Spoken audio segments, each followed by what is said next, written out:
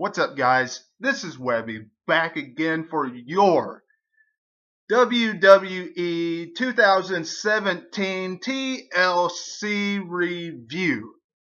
When you talk about one of the worst Raw pay-per-views of this year, this tops the list. Now I know we had Kurt Angle on it. I know we saw a dream matchup in AJ Styles versus the Demon Finn Balor. And quite frankly, if it wasn't for that matchup, this entire pay-per-view really would have just sucked. Because the main event of TLC, what? I mean, seriously, for the biggest first part of this matchup, the five guys look like punching bags. And then for the second part of the match, it's like we knew Kurt Angle was going to come back. They pulled the same stuff they pulled with like Roman Reigns at the Royal Rumble, or Brock Lesnar at SummerSlam. Something along those lines. Kurt Angle not being able to wrestle an entire matchup. And then we see Braun Strowman get completely buried. Taking out the trash, and he's the one that's the trash. Getting choke slammed all the way through the stage and chairs being on him, and he still gets up. I get it. That makes him look strong. But still, he's the one that gets taken out. He's the one that's garbage. Give me a break. If there's one person, even though some people, if you are a fan of the Attitude Era, if you are an old school fan, would be very upset at this. If there's one person that should have been in that, it should have been Kane, to make Braun Strowman look bigger and stronger than what he was. Is he? Absolutely not. That match was horrible. And then you have Asuka versus Emma. I give WWE props here. Showcase Asuka and Emma in a very, very good light. They got a good, decent amount of time to showcase their ability. Emma doesn't get a chance to showcase what she can do inside the squared circle that much. And she was the perfect opponent for Asuka for her debut matchup on the main roster. Asuka wins in the opening matchup at TLC. Elias and Jason Jordan. All throughout the night, we saw these two guys sing and throw stuff in the ring. This is how WWE decided they wanted to fill time. Take time up. Did anybody find this entertaining? Did anybody find this intriguing? Somebody down there in the comments below,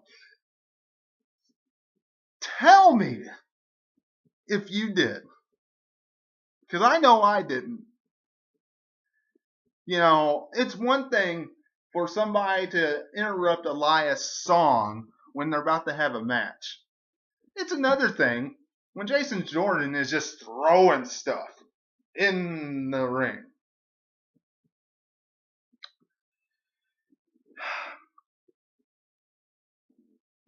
And then Elias loses in the matchup.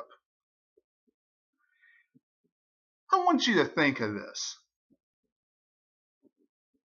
Jason Jordan, who comes out and he gets this kind of applause.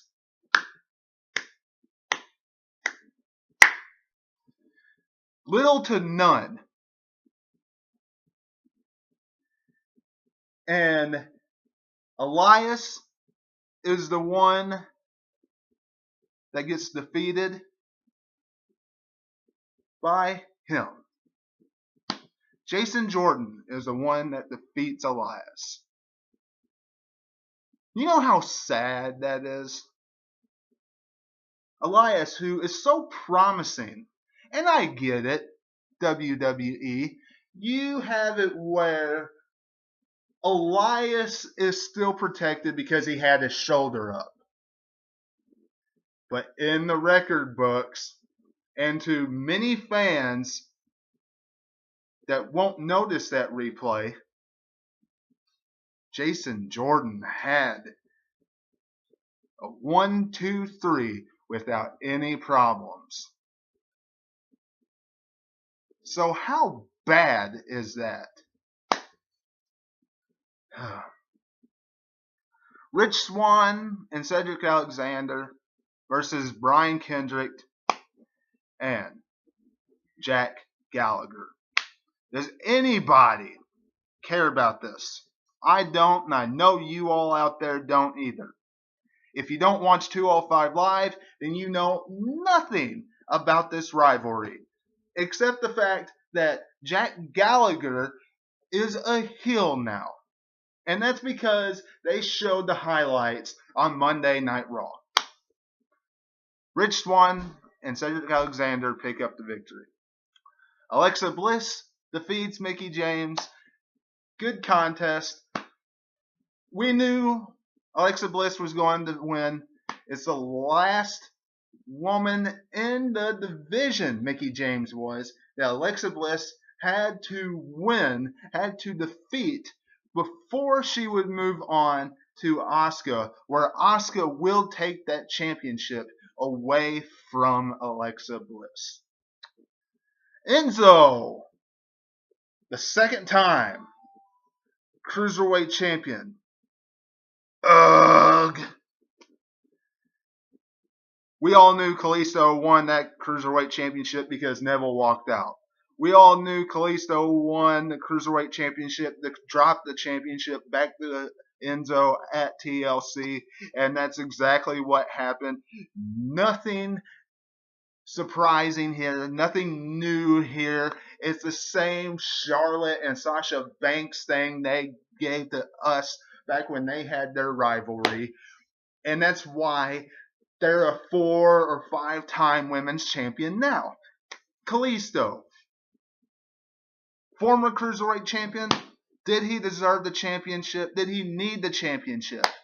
No. Enzo, second time Cruiserweight champ. They should have just kept the title on him. AJ Styles versus Finn Balor. The best match on the card. Why do you think I'm finishing this review with this matchup? It was the best match. If AJ Styles was not there, this entire pay-per-view would have sucked.